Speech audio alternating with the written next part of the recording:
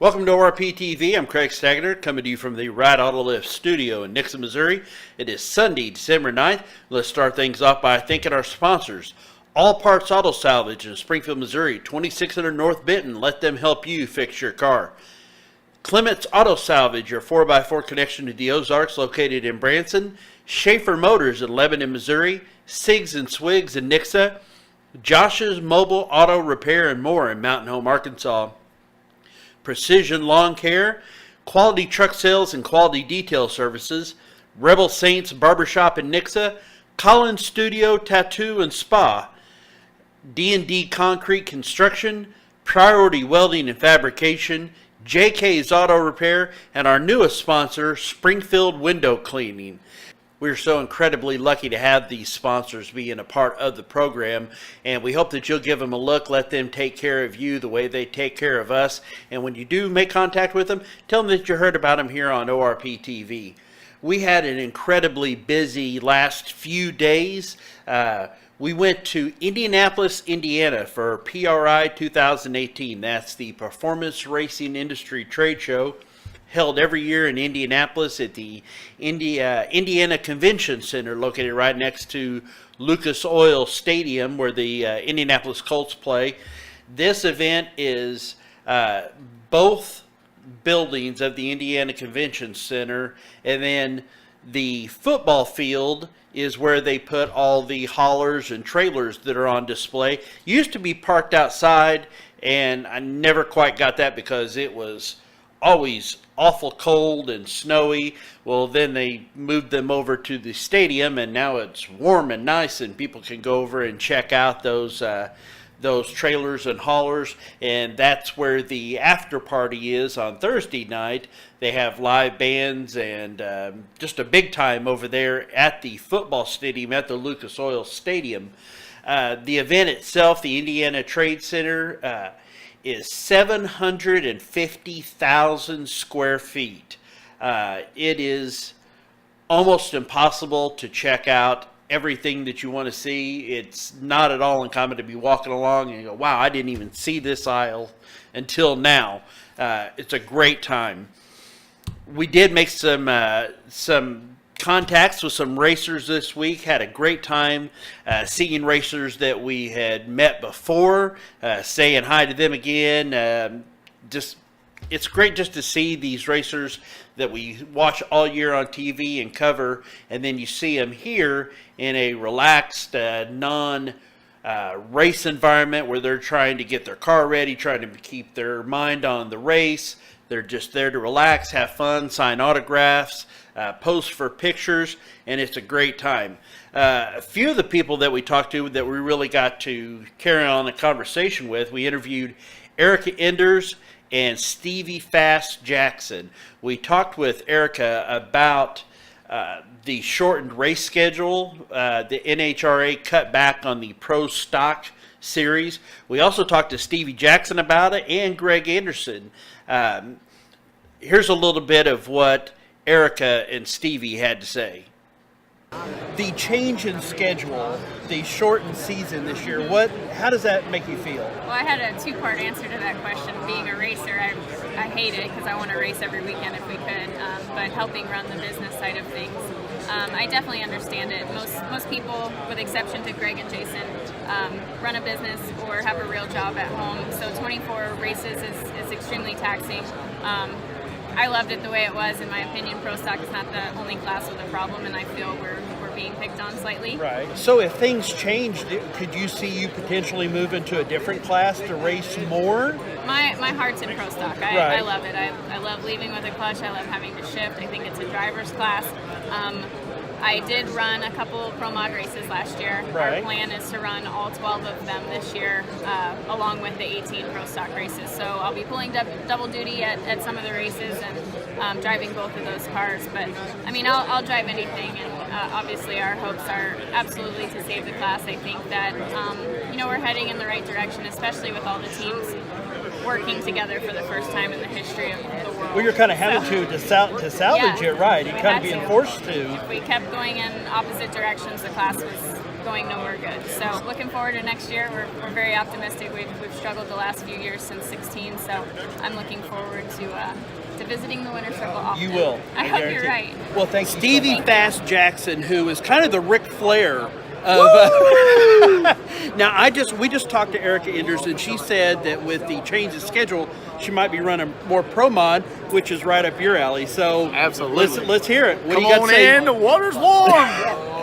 Erica's one of, and I've said this publicly, I'd say it to her, she's one of the best natural talented drivers I've ever seen. I've never competed against her, and I don't know that I want to because she'll probably kill me on a tree. But I love that she's coming. I think she's running all the whole as her team owner, Richard Freeman. Okay. I think she's running the whole schedule, and it's exciting. It's good to have quality funded, well put together hot rods. Erica is one of the best drivers that there are, and I'm looking forward to them stepping over and running more.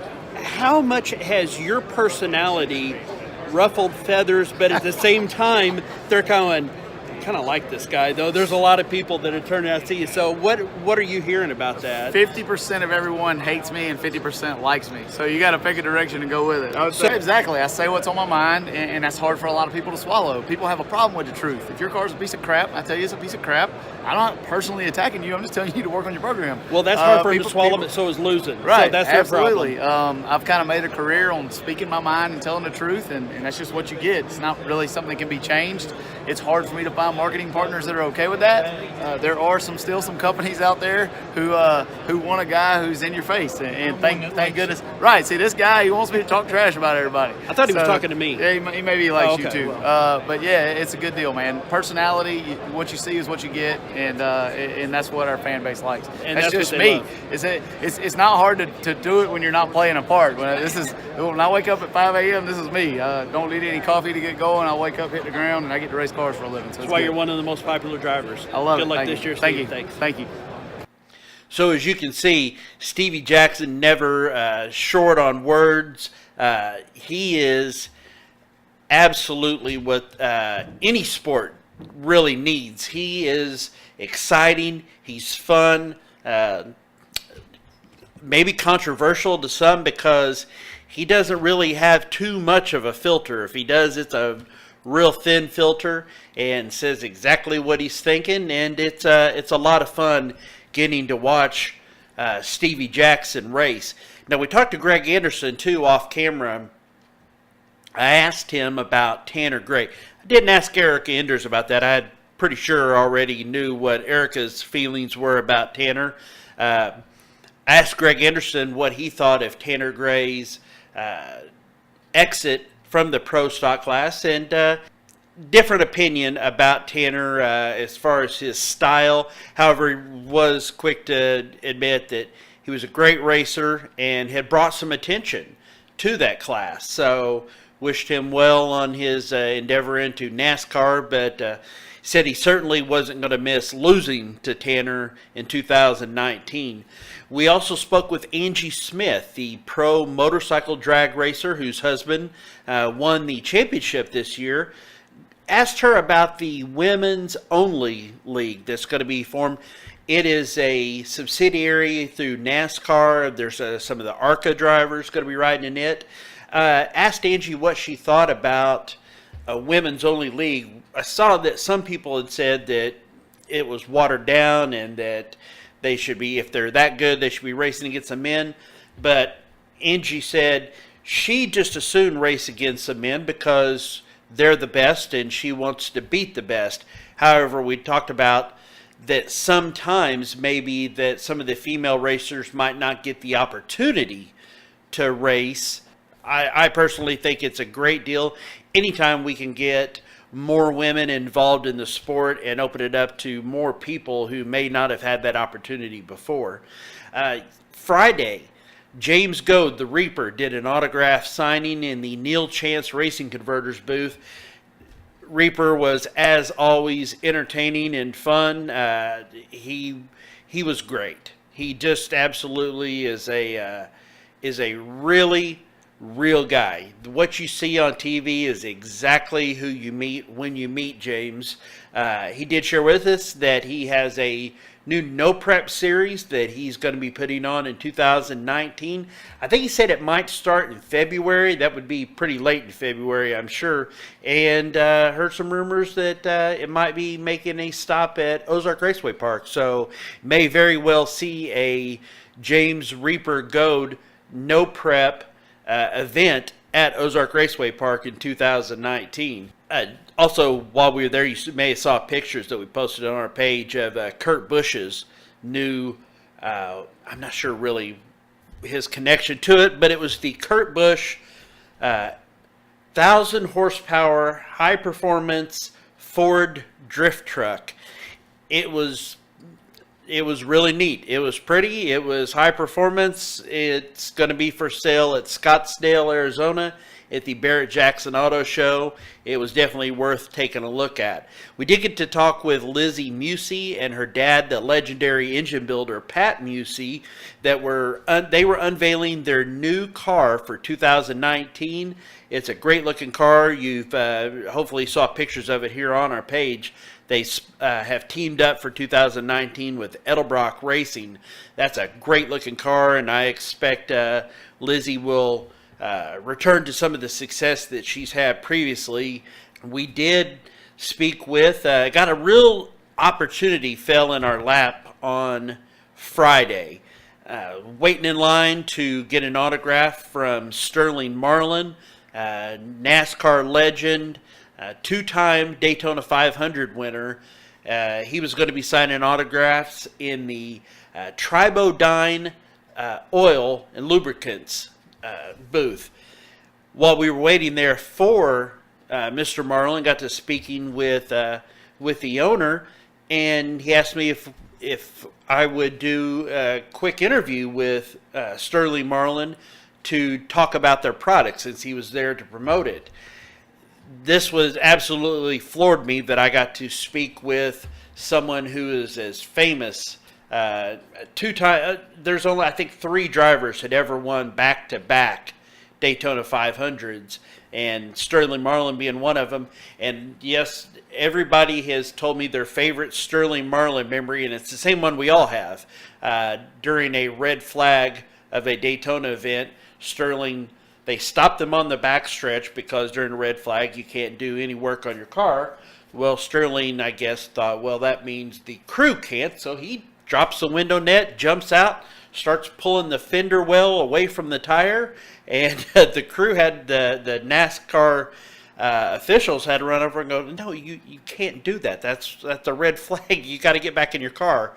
A really iconic moment to see Sterling Marlin. He's this big, strapping, kind of a farm guy, soft-spoken, that very much a speak softly and carry a big stick kind of fella. I mention that because what struck me right away when I got to see Sterling was Parkinson's disease sucks. This big, strong fella that I had watched for years and years and years driving NASCAR, and just a big fella, Parkinson's has really deteriorated Mr. Marlin's health. He was still happy as could be. You certainly wouldn't have known it by the smile on his face, because he was having a great time signing autographs and taking pictures. But walking away from being there and spending some time with him, it just sucked to see what a disease like Parkinson's can do. You probably quite familiar with Michael J. Fox, the actor. What you remember him as now, and that was very much the case here. It was a sad sight, but it made me happy to see Sterling having such a great time interacting with his fans, and I was lucky to get to spend a few moments with him. So great big thank you to Tribodyne, a phenomenal oil product, and quite possibly we'll be seeing some more of them here on ORPtv and talking about some of the great products that they have. Oil that can be used in both your race car, your truck, your motorcycle. You can buy one oil and use it for everything. So great product, and maybe we'll be talking more about them here in the future. Also, while we were at PRI, ran into Wes Buck from Drag Illustrated. Got a chance that man is busy. I'm telling you, he always has someplace to go, but he had his phone in one hand, but still took time to come over and say, hey, Stag, we need to get together and talk soon. So it was great to see Wes. Part of what Drag Illustrated was doing at PRI was they were recognizing the 30 under 30. So you had 30 personalities under the age of 30 years old who are making a big difference, who are really important and making a name for themselves in drag racing. One of those nominated this year and recognized from Kansas International Dragway, our friend Madison Ash. Congratulations, the track manager, CEO of Kansas International Dragway, KID. Really excited to see Madison get recognized for her hard work. She's done incredible things over there as a manager of that track. KID is a really well-respected racetrack, a great place to go as a fan or a racer. So congratulations on being recognized as one of the 30 under 30 for 2018. We do want to talk about the upcoming schedule, what racing we do have coming up. The Motorhead Events Nitro Arena Cross in Topeka in 2 weeks, December 28th and 29th, right after Christmas. And the AMA Pro Motocross Series kicks off the 2019 season on January 5th. Do have a little bit of news about our Team ORPtv girls. Courtney Gerald was in Texarkana this last week, yesterday.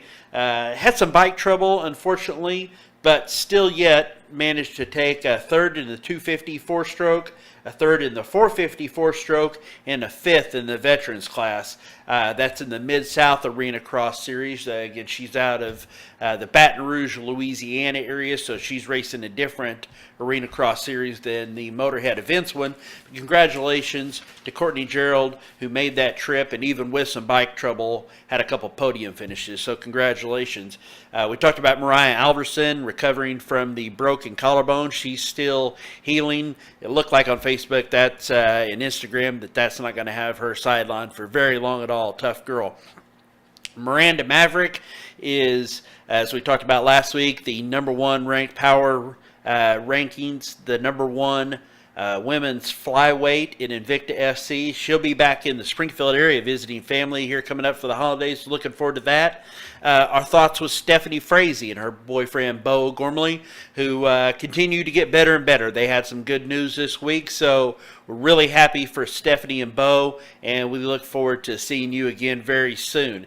Caitlin Daly had a win last week. She won the championship for the ATV class in the I believe it was the Route 66 series that she was racing.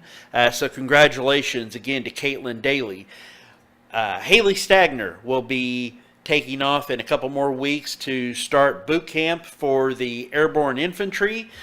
A little bit more news about Team ORPtv Girl. Spoke with a couple other riders. We might be making 2 more additions to Team ORPtv Girl. I'm pretty excited about that. Have a junior dragster racer out of Iowa that we may be able to get something done with, and we're looking forward to talking to her. And also an ATV motocross racer out of St. Louis. A couple young ladies who are destined to be stars in their respective sports, so we look forward to that.